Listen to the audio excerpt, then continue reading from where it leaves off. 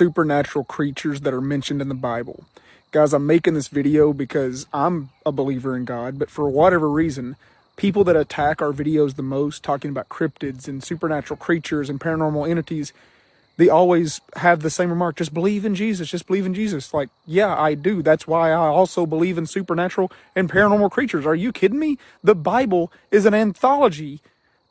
Essentially, if you believe in the Bible, you have to believe that our world is full of demons and possessions and supernatural creatures that we don't know and can't explain, because nowhere in the Bible does it say that these creatures go away for any reason whatsoever, but it talks about them extensively. Like, almost every book in the Bible has at least one supernatural creature or paranormal encounter that happens. Like, why are you all even fighting me on this? Like, the comments of like, oh, the believe in Jesus thing. Oh, yeah. And that actually just further proves my point. So we're going to talk about those supernatural creatures that are like mentioned extensively in the Bible. And the first one that everybody knows is obviously angels. Now, angels get described in multiple different ways in the Bible. Sometimes they appear as regular men. Sometimes they appear as, what you would think of with the wings and all this stuff. They have supernatural abilities, like they can turn camouflage and invisible and, can do all these crazy stuff, obviously. But they can die. They're not immortal. They're not forever. It talks about them being in war with, like, other creatures. So, like, what the heck is that about? They have ranks. Like, they have a military rank amongst them. They talked about the angel Michael, and he's the leader of them. Like, they're not invincible all-being creatures like we would think of. They are another subspecies of, like, kind of like humans that, that was created out there. And we know this because it also talks about how angels have free will. They can choose to be evil also. So the same demons and fallen angels, which are two very different things, like, angels are fallen, there's fallen angels. There is the fallen angels that have had children with humans, and that's called a Nephilim, which can be a plethora of things. They can appear as giants. They can appear as creatures.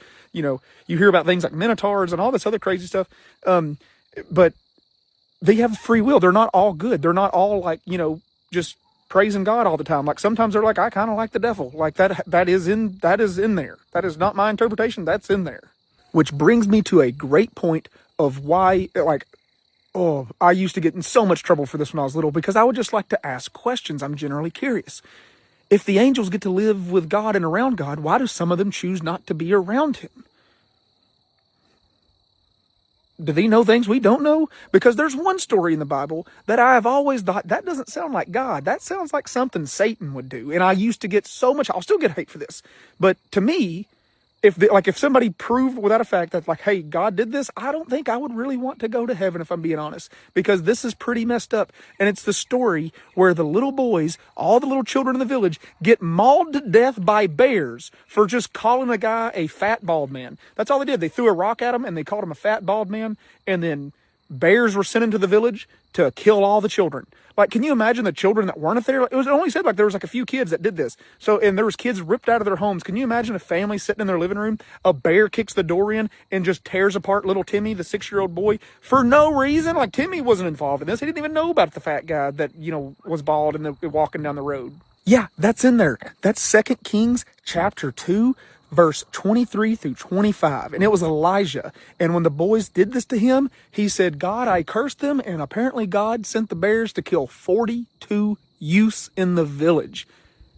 If that doesn't sound like Satan to you, you have a serious problem. That's why I've always said, I think some of the angels don't like God's decisions, and they turn to the fallen angels. They turn to the Nephilim. They turn, they did a bunch of, stuff after that because they didn't like that decision. And I really can't blame them. Moving on, we'll keep this quick. Outside of the Garden of Eden, when, Adam and Eve got kicked out, there was cherubim that guarded it from letting them re-enter. What's a cherubim, you might ask? I'm glad you did. It is terrifying. It is described as having 4 heads of various different creatures surrounded with eyeballs all over its body, fiery, like fire emitting from its body. What the heck is that? Like,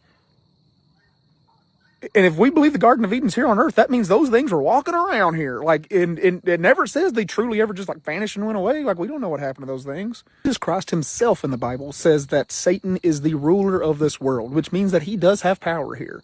And we see that he appears as a serpent. He appears as a man. He's apparently going to appear as a dragon in Revelations. So if he has power over this earth, that means that his, dominion, his creatures can also be here, okay? He can be here. He can be the deceiver. He can be tricking us, right?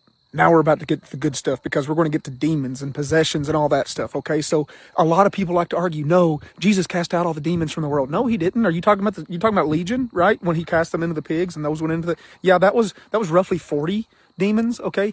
And it just says that he cast them into pigs and then the pigs went in the ocean and died. It doesn't say the demons ever went anywhere. And even if those 40 demons were gone, that is one of many demons and stories of them in the Bible. There is such, just like there's an army of angels, there's an army of demons. There's a ton of them. So I always can't stand it when these people be like, oh, that can't happen or this can't happen. But they're also like Bible thumpers, like, are you reading your own book there, buddy? Because it says it can. It happened to that guy. That's why Jesus had to get involved there. And if you believe the book of Enoch, which got left out of the Bible, coincidentally,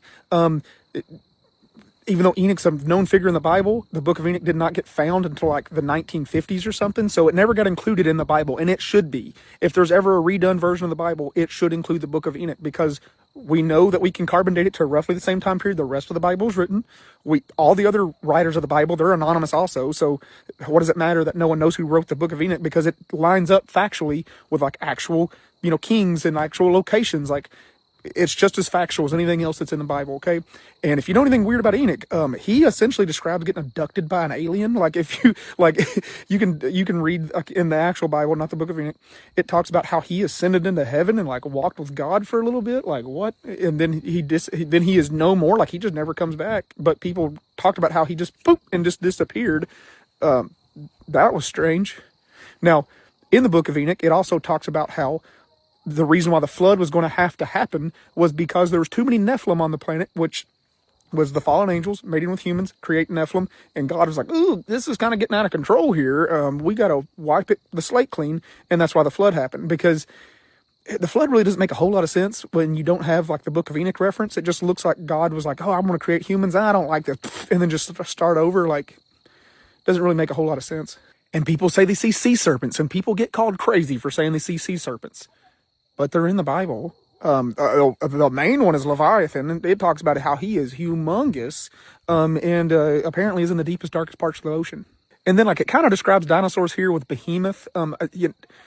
It sounds like Behemoth is one particular creature, but a lot of people speculate that it could be referring to, elephants or a lot of large herbivores, because it talks about how their bones are like bronze, but they eat grass like an ox.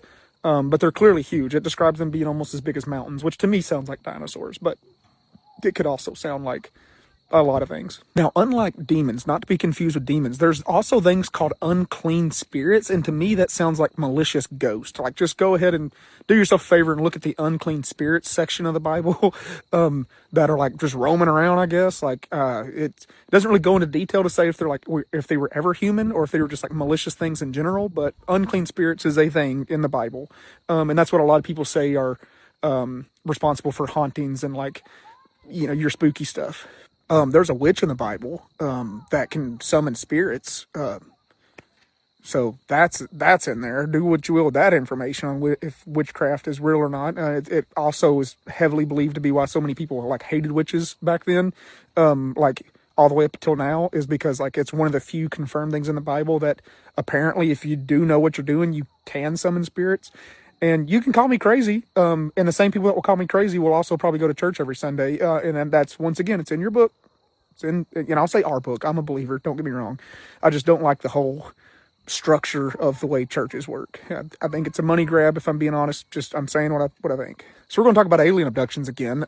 So we already talked about Enoch. Elijah was taken up into a beam of light into a fiery chariot. Now, somebody who does not know the wonders of the world, like we know, would probably describe a flying machine as a flying chariot, just like when uncontacted tribes think that helicopters are giant birds. I'm sure they would probably, fiery chariot is probably a craft in the air that had lights on. That's kind of weird. And Elijah got beamed up in it in a beam of light. Okay. And essentially the same exact thing happened to Ezekiel. And Paul said he was transported to another realm. He actually described it as the third heaven, and it was things that he could not describe. Sounds like he got taken somewhere. But the one I find the most interesting is Philip. See, Philip, he described to the T what people describe being abducted by an alien today. He was performing baptisms, and then all of a sudden, boom, he was somewhere he did not recognize, and then boom, he's literally in hours away of travel time. Like, he doesn't even know how he got to this town. No one knows how he got to that town. People describe him as just being gone and then there. And he has no recollection, and he lost time. He doesn't remember what happened. He doesn't remember what was going on. Very disoriented. Literally textbook alien abduction is what people describe today. And then once again, somebody who doesn't know what a spaceship is or a hovering craft could maybe describe it as a cloud, because Moses went to Mount Sinai and disappeared into a glowing cloud for 40 days, then he was brought back. Another one, side note, that I think is an alien abduction or a submarine is Jonah and the whale. To me, that sounds exactly like a submarine. Big black object comes up. If you don't know what a submarine is, you would think it's a whale. You get in it, and then it takes you somewhere else 3 days later and drops you off. And you could breathe and walk around in there. Okay. If you didn't know it, I kind of know a lot about animals, and you can't fit in a whale. You'd be crushed. Wouldn't work that way. Anyhow, even if it could work that way, even if it was a miracle of God, whatever. It's everything else described. It's just not the way it would work out. Now, next. I also, side note, I think that story is a encrypted message, because back then you weren't allowed to practice Christianity, and the place where he was swallowed by the whale and the place where he was dropped off was one of the routes people would take back then to seek safe passage, kind of like the Underground Railroad or something for Christians back then. So I think that one's an encoded message. But if it really did happen, I don't think it was a whale. If you like this crazy spooky stuff or weird obscure fact stuff, follow the page. Every night we do something weird and spooky and creepy, and I like to hear you guys' input. Some of your guys' input I really don't like, but I like that it's there because it boosts this for the algorithm. So thank you still too. Okay, today we're going to get deep, weird, and spooky. Okay, so we're going to get a little uncomfortable in this video, and that's all right. We do a lot of supernatural stuff and true crime, and one of the biggest comments that I always get is from these really super Christian people that go, well, this can't exist. God wouldn't allow that. There's no such thing as blah, blah, blah, blah, blah. I'm going to let it be known. I know my Bible better than most, okay? And just so we're all on the same page, I believe that all religions are essentially the exact same thing. And it's kind of like that telephone game when we're in kindergarten. And by the time it gets to the end of the classroom, the message is all jumbled up because go ahead and look at this. Okay, so in the Bible, God sent Jesus to die for our sins, his only son. He had a demi-human, demigod son that died for us, okay? Sound familiar? Because Zeus had Hercules to come down and die for us. Sound familiar? Did Odin have a demi-human, demigod son, Thor, that died on a battlefield to save the people at the time? Yeah.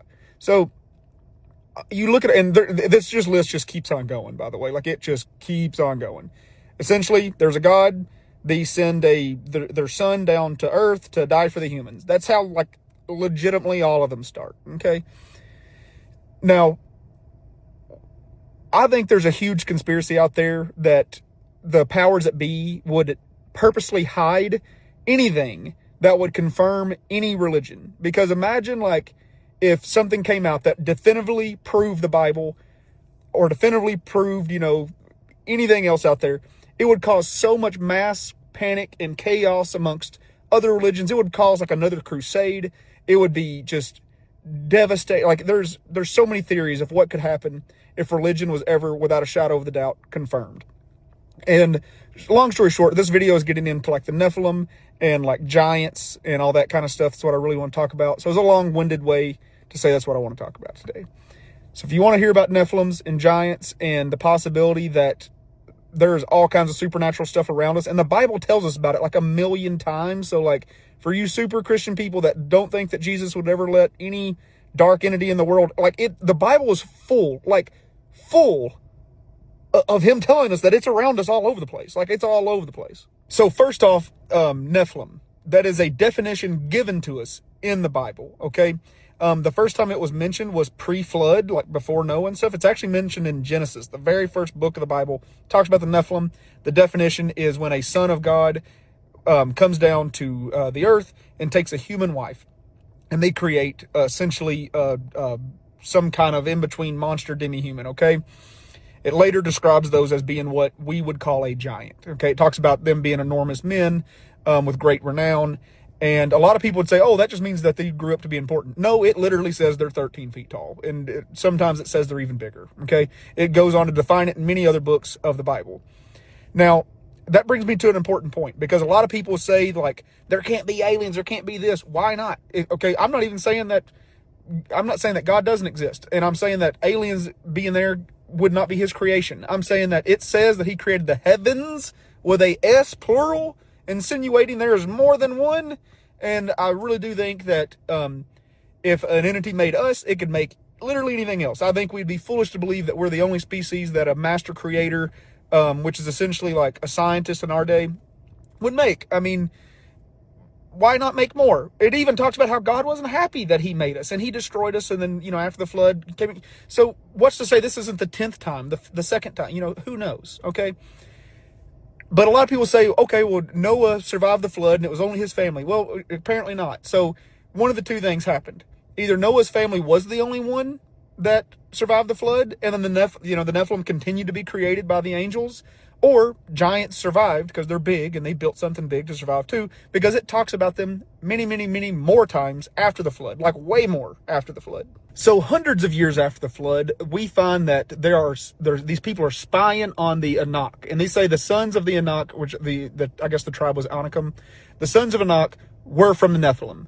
And they're talking about they're big. Like, how are we going to fight these guys? Like, regular humans were living there too, and the humans look like grasshoppers next to them. They described them all being anywhere between 9 and 13.5 feet tall. They talked about they were enormous. Now, this size is very important because we know that they use the same system of measurements that we do, because we have seen the skeleton remains of those people versus what historically text said that they were, and they match. They're the same size. The average man back then was only 5'3", and the average woman was 4'10". Universally, people as a whole have gotten much larger height-wise and bulkiness-wise than they did back in those days. Like, we are way bigger than those people were.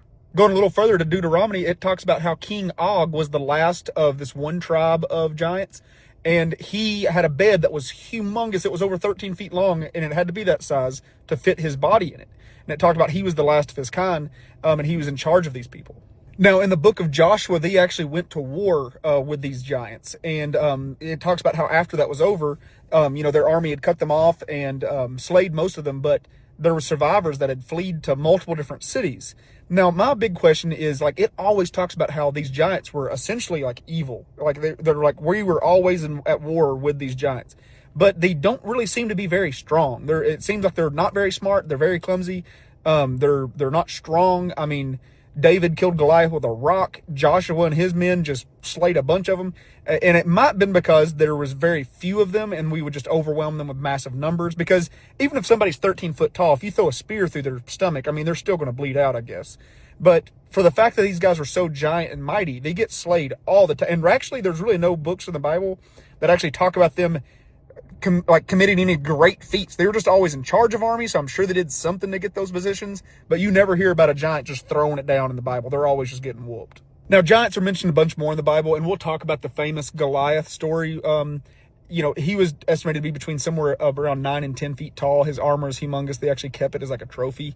But they talk about how he was one of 4 brothers, and a lot of people don't realize that. And one of his brothers was famous for essentially having 6 fingers and 6 toes on each appendage. So he had a total of 24. Just a weird little side note in there. So all in all, the Bible has 5 different terms for what we would call giants, and they're all just very descriptive in the Bible. So they have 5 different terms. There's multiple different families mentioned, and it never actually ever says in the Bible that they were all taken out. It actually says that a bunch of them had fled during that one battle, and they know that they survived somewhere out there. And there's this huge conspiracy today that tons of giant bones have been found and turned into the Smithsonian, and they always go missing. There's always these big searches and expeditions, and you would not believe, if you just look up how many people have claimed to have found giants, like, I'm not talking about like regular people, I'm talking about full-on archaeologists. It is insane how many of them have found giant structures and giant bones that once they start studying and research them, they either get vandalized or they get stolen or they go missing. It's like every time, like clockwork. And this would explain so much on how like some of these mega structures in the world got built. It would explain why there's tons of, old temples with 15-foot tall doors that were so heavy it would take a whole team of people to open them. If there's one giant, that'd be just like a regular door for them. Because King Og, it says that he existed, right? So if you believe the Bible, you have to know that he existed, and he had to have been living somewhere. He was a king. So that would make more sense to me on why these so many temples and shrines and mega structures, those are probably just regular structures to them. It would explain so much. If you had fun with this one, I'm more than happy to go into like all the supernatural creatures that it says are in the Bible and other religious scripts. I have read tons of them. It's a hobby of mine. I like to see that kind of stuff. And I think it's very important that everybody has their own, formulated opinions and beliefs. And, I don't think that anybody, I think it would be really foolish for everybody to say, I know 100% of the things that are out there. Because if y'all didn't know it, the Catholic Church actually has about 13 books of the Bible. The Vatican has about 13 books of the Bible that have never been released to the public. So no one can know everything that we're supposed to know about the Bible because it's not out there. Okay, it's not for you to read. There's 3 books of Revelation alone that our eyes will never see. A 38-year-old woman was attacked on April 3rd here in Oklahoma by an unidentified animal. This happened in Pittsburg County, specifically Blanco, Oklahoma. They are doing DNA testing on the ripped articles of clothing and trying to identify bite marks in her body. She was found unresponsive and unconscious from the homeowner that she had gone to do work at. This was April 3rd, which was the night of a full moon. Once she regained consciousness, she's had to undergo 4 surgeries for how badly she was attacked. She is describing this is her direct quote, as it was a dog-like creature, but she was not certain what it was. She said she had just got out of her vehicle and she was walking to the house. As she had pretty much just closed the door behind her, she heard this deep guttural growl, and apparently she turned, and as she turned, it pounced and was on top of her instantly. It chewed pretty much all the limbs on her body. She said that she was unconscious pretty fast. She doesn't really remember the attack after that point. And the sheriff of 38 years has said he has never seen anything like this in an animal attack. Tons of people are already speculating, like, was this the Oklahoma dog man everybody hears so much about? Was this some kind of supernatural creature, like a werewolf? I mean, it was the night of a full moon. There's a lot of rabbit holes already going down there in conspiracies. There is a great chance that it was a black bear waking up out of hibernation, because this is the time of year they're waking up. In Pittsburg County, Oklahoma, especially Blanco, is known to have an active black bear population. And if you all don't know about the tales of the Oklahoma Dogman, Oklahoma Dogman has been like a story that's been around this area for literally centuries. I mean, Native Americans have folklore of the Dogman, and it's not a werewolf. A Dogman is always a Dogman, where a werewolf goes back and forth and shapes back and forth. That's supposed to be the key difference, is a Dogman is just always that. He is like a...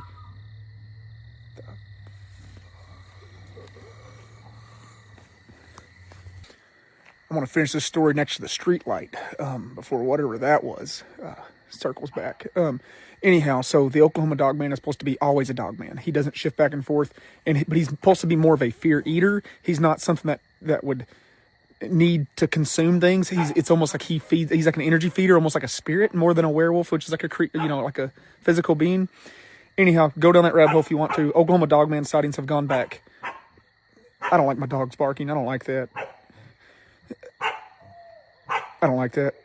So Oklahoma Dogman sightings go back literally hundreds of years. It's a fun rabbit hole to go down. They are kind of doing a manhunt for an animal in that area. It was cleared that it wasn't an animal, of the homeowners that she was at. It is very unlikely that it could have been a medium-sized dog or below. It would have had to have been a pretty big dog to do this kind of damage, or multiple dogs. Her husband, upon seeing her, was apparently in just shock. He was like, I thought when I was getting called to the hospital for an animal attack, I thought she was going to be pretty beat up, but he was like, it was like her whole body had been attacked in a vicious manner. It is just a wild story right now. There is a GoFundMe for Alicia Maxey. I could not find it, though. It says there's one online somewhere. I cannot find it. So if somebody can link their GoFundMe, guys, they need this. This is a great mother. She's the breadwinner of the family. Her husband has some really bad health issues going on, and they were already dealing with that in their life, and now they've got this going on. They need a break. They need some help. Please, somebody, if they can find that GoFundMe, tag her family. I think it was her sister or sister-in-law that was trying to set that GoFundMe up. I cannot find the link for it. I've searched for the last 30 minutes. I cannot find the link. Somebody please tag it down in there. And, we're going to try to keep you updated on the story. Right now, we're waiting on DNA results to come back from the clothing that was ripped off of her that had saliva attached to it. I know y'all heard whatever that was. If you like these creepy stories or true crime updates and everything, we do have a podcast going. It's on Spotify. It's on Apple Music. The link is going to be in the comments. It's called Matt from Nomads. Matt, my name, M-A-T-T, from Nomads, our place. Listen to us over there. Whew. I think heartburn's gonna kill me before whatever that was in the woods. This was a story that got sent in to us by one of our listeners. It is a terrifying encounter that a man had with a monster in the woods while he was deer hunting alone. Okay, this happened over in eastern Oklahoma, right on that Arkansas line. He said that he had got up early in the morning, well before daybreak. He was walking to his deer stand. He was about 100 yards away from his deer stand or so. And he kept hearing this crunch behind him. And he said he knew it was big. He's thinking mountain lion, bear, what's following me? And he looks back and he's trying to shine his light and he doesn't see anything. But then when he shines his light over to the left where there was some kind of heavy brush, he can see the silhouette of this lumbering creature just going side to side, and it's coming through the woods. And he's like, it's big. It's 4, 5, 6 foot tall. It's nothing that would be out here naturally, a coyote or anything like that. It's moving so unnatural. And he's terrified of it. And, he's like, oh my God, it's in the direction that I just came from. I need to get up to my tree stand, and I'm gonna take a shot at this thing as soon as I get a little bit of daylight. And if it's still here, hanging out, stalking me. And he said, so he kind of starts jogging to his tree stand. And as soon as he starts jogging to his tree stand, he just hears this thing just tear after him. I mean, it just beelines right after him. He's scared. He's screaming. He's hollering. He makes it to the tree stand. Up the tree stand he goes. And for the next 30 to 45 minutes until it was daylight enough to see, he was just being plagued by this thing. It was coming back. It was zooming back and forth and just hitting around his tree stand. It was going up underneath him. He was hearing this, go, go, go, go, go, go. And he just terrified because he knows like this is not a trick of the eye. This is like a true nightmare. This thing is really there. Daylight's starting to break. He's been wanting to take a shot at this thing for a while, but it is too fast. It is moving quick and it's moving really unnatural. Daylight breaks. It's a freaking emu. There was an emu farm about 30 minutes away from where he was at. And this emu had escaped weeks ago, and it's just been kind of cruising through the woods, and it had made its way over to him. This emu farm, it's very common for these exotic animal places to not report missing animals because they don't want to get in trouble, especially if it causes damages or somebody hits it with a car. And it was just a big emu, but it was very trained to see, like it knew people, it loved people. People gave it food every day. So when it saw him walking through the woods, it was like, oh, thank God, finally. And it was just following him. That's why I was running around his trees and I was waiting for him to give him some kind of treats. And could you imagine in the dark? I mean, emus can get up to 6 foot tall. They're huge and they move very funny. And they make a drumming noise that can be heard up to 2 miles away. It's a very deep guttural noise. We have emus on our property. And in our house, you can't hear the noise, but you can feel the vibration of them going, boom, boom, boom, boom. It's in their chest. It's like this deep guttural noise they make. It would be terrifying to not expect to see an emu, especially in the United States, and then to be tracked and chased by one through the woods. They can run like 40 miles an hour plus. They're so fast.